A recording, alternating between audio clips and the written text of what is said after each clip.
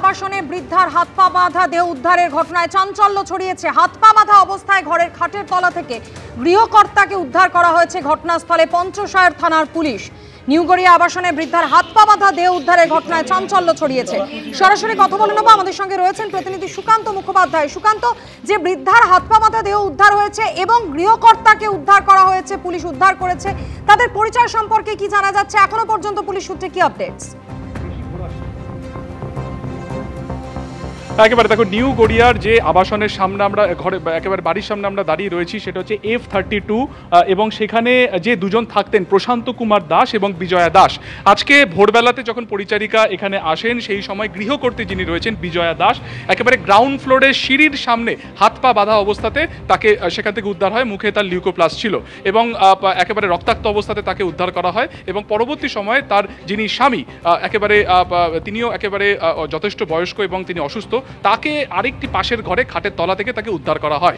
ইতিমধ্যে অসুস্থ অবস্থাতে যিনি ছিলেন স্বামী, তাকে হাসপাতালে ভর্তি করানো হয়েছে এবং বিজয়া দাস তিনি কিন্তু খুন হয়েছেন এমনটাই কিন্তু মনে করা হচ্ছে। আমাদের সাথে এই মুহূর্তে রয়েছেন হিন্দল।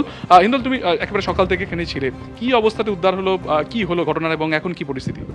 একেবারে দেখো, যেটা সবচেয়ে বড় বিষয় যে পঞ্চশায়র থানা থেকে মাত্র 600 মিটার দূরে ঘটনাস্থল, অর্থাৎ ঢিলছোড়া দূরত্বে এই যে বিল্ডিং, সেই বিল্ডিংয়ে দোতলা বাড়ি, সেই দোতলা বাড়িতে এই বিজয়া দাস এবং তার স্বামী প্রশান্ত কুমার দাস তারা দুজনেই থাকতেন।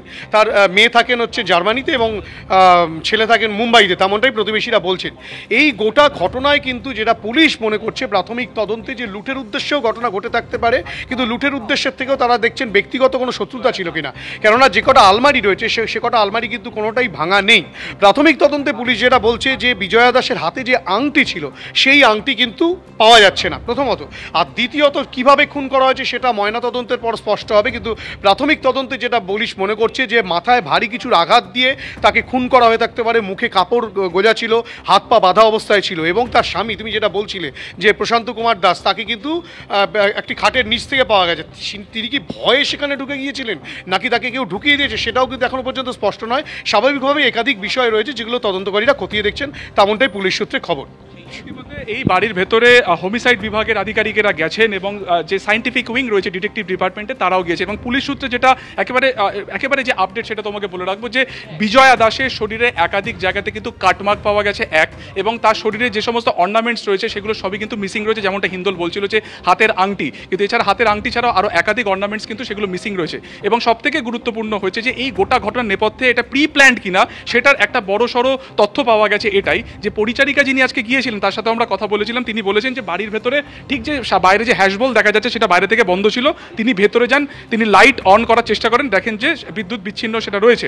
পুলিশ যখন ঘটনাস্থলে আসে তারা দেখেন যে বেশ কিছু জায়গাতে তার কাটা হয়েছে, সিসিটিভির ওয়্যার কাটা হয়েছে, ভেতরে ইলেকট্রিসিটি বাইরে থেকে কাটা হয়েছে, অর্থাৎ কোনোভাবে যাতে চিনতে না পারে দুর্বৃত্তদের বা যাতে কোনোভাবে এদের একেবারে দুজন বয়স্কা যাদের উপর কন্ট্রোল রাখা যায়, সেই কারণেই কি এই ইলেকট্রিসিটির যে লাইন রয়েছে সেটাকে কাট করা হয়েছে।